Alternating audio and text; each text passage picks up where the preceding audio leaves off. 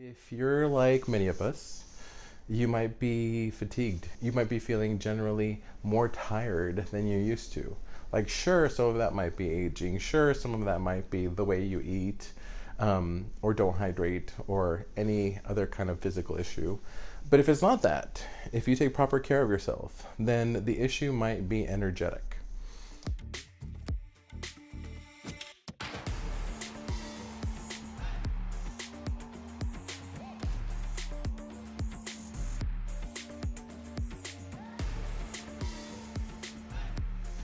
Hi everyone, David Zarza here with another video. And today I want to talk about empowerment, or your energy and the proper management of it, the proper shepherding of it. We have to manage all sorts of energy as a human being. You know, we have vital energy, so physical energy. We have psychic energy, so mental energy. And we have spiritual energy. And we're going to be talking about all of those. The first thing that you have to do when you're not feeling properly energized, when you're not feeling properly engaged or enlivened by life, is you have to address the energetic leaks. And these leaks could be everywhere in your life. The ones that you know of that are obvious, or ones that are hidden that you need to actually search out. Worries about money or the energy of money. Unhealthy relationships that tax you or that cost you more than they give back. Illness or lack of wellness. You know, if you have health issues, those will literally drain you like nothing else. Constantly tuning into the worries of the world or mainstream news, you know, that will plague you, that will drain you, that will cause a type of stress. Because if you're like one of these conscious, more evolved people, you will want to help. You will want to try to do better or do some good in the world. But when the problems are bigger than the individual, we're limited. So you have this sort of like inner stress of wanting to help, but not being able to, or not being able to in a way that is meaningful to you. So look for the leaks, right? Next is you have to look for any kind of active energy drainers. Things that are actively present in your life, or even in your mental energy, or even in your spirit, that deplete you. You know, and this could be anything from reliving the past over and over, like running scenarios, right? Or when it's not the past, drifting too far into the future, where you're worried about what bad things might happen to you or to someone that you love or someone that you care about, you know, or losing someone that there actually is no signs that you will be losing them. Watch for that, because drainers are everywhere. Work can actually be a drainer. You know, something that you do for a wage could actually be a drainer in your life. Understand that, because there's a way that you can approach a necessary thing, like to earn a living, but not letting it cost you energetically. Next thing you have to do is look at fuel or energy sources. Are you plugged in to sufficient amounts of things that energize you? You know, like healthy relationships, friendships, family relationships, even relationships with pets that actually feed you, that actually fuel you. Healthy self-expression, creative self-expression. Those are incredible energy sources that you can use to fuel yourself up, to fill your cup so much, or to fill your tank so much that it can overflow into other areas of your life that are not just relationship based, or self-expression focused. Reading books or watching movies or listening to music that makes you feel good, you know?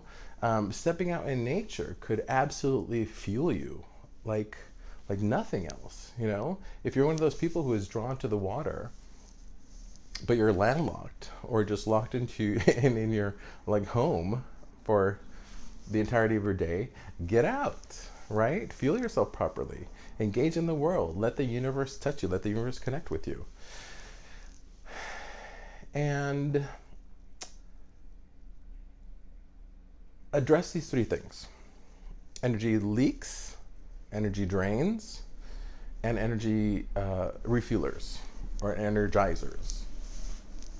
One specific one that I want to talk about around energy is language. Language is a curious way that we can keep ourselves stuck or keep ourselves depleted, keep ourselves drained. You know, like if there's something that you want to do or want to incorporate in your life, like eating better or moving your body more, like becoming more fit, or actually, you know, stepping into your creativity, like taking on a hobby or an artistic endeavor, right? Or a dream for a company or an organization or a grouping of people, right? A community. If you find it difficult to do that, then watch about how you talk about it, because you can distance yourself in time to that thing. Like you can say things like, I wish I could, or I wish I would, or I really should, you know, instead of making your language active, like I am approaching, or I am stepping into, or I am becoming, or today I blanked, you know, something that brings you closer to that idea or wish. Like for instance, I just started about a month ago doing artistic wire wrapping, right? I make jewelry. I make little creatures out of wire and gems. And I have had this interest since I was like 5 years old. I would literally pick up scraps of, I remember it was like telephone wire. And I had so much fun like making little shapes, making little creatures, making little like stick figures that I had always wanted. Like I had this vision in my mind to just make these things a reality, make these things a part of my life. But school, you know, I made a good excuse for me not to do that. Then I made college you know, another excuse for me not to step into it. Then I made work. Then I made, you name it, right? I never actually took it on, even though now that I did, I give myself full permission. It's one of the most fun things that I have ever done in my entire life. And I have had this interest in it for my entire life. But I remember the way I used to talk about it was always, I wish I could, or I can't possibly because, or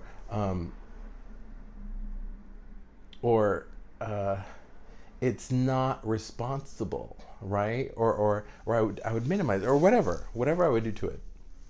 Notice the language around the things that you love. Because if you're talking to yourself about it with distance, right? Even in language, you will create distance of it in your life. That's just how we work. Mental energy, or the idea energy or inspiration energy, always comes before practical energy or real world, physical, dense energy. You know, watch that. So if you want to make a change out here, like I've always said, right, your internal world is a reflection of your external reality. If you want to make a change in your external world, make the change in here first. Not just like an abstract feeling, but actually in the language in which you think of it. Like the next thing that I want to do is I want to create an 18-month planner. I came up with a 12-month planner this year, but I can already see in some of my clients that their willingness or their gusto to make things happen for themselves from the new year, that energy is waning, right? I don't know if it's because Seattle's been experiencing snow or inclement weather, but I've noticed a waning of that energy, sort of like dipping. So I want to create like an 18-month calendar, so we can like reinvigorate ourselves around those goals that we had very clearly at the beginning of the year.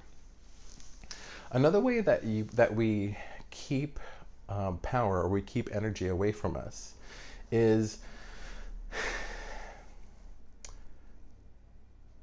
in the language of the universe, right? Or in psychic language. And that's in images, that's in pictures, that's in sensations, you know? Like if you think about something that you really want in your life right now, but it's not here yet, what does it look like in your mind? Is it far away? Is it in black and white? Is it muted? Does it seem like a dreary picture, you know? Change it. There are 4 things that you have full control over in this life. The only 4 things that you have control over in this life: your thoughts, your emotions, your words, and your actions, your behaviors. Change those thoughts. Make the image of what you love, but you're not currently experiencing, more clear, vivid, in color, like moving pictures, like a movie. Bring in a soundtrack, maybe your favorite song. Bring in people, you know, those that you would like to join you in that endeavor or that idea or that desire. You have incredible amounts of power, right? And it all starts in here. It doesn't start out there. Out there are some of the easiest ways to keep you busy, keep you distracted, and keep you stuck, right? And then speaking about stuck, I might even make a full video on this next thing that I want to touch on, because it's a little over 10 minutes now on my recording. But energy, specifically energy in the form of emotion. There are emotions that are dense, that are heavy, that literally weigh you down, you know, like fears, anxieties, stressors, guilt. That type of energy slows you down. It stops you.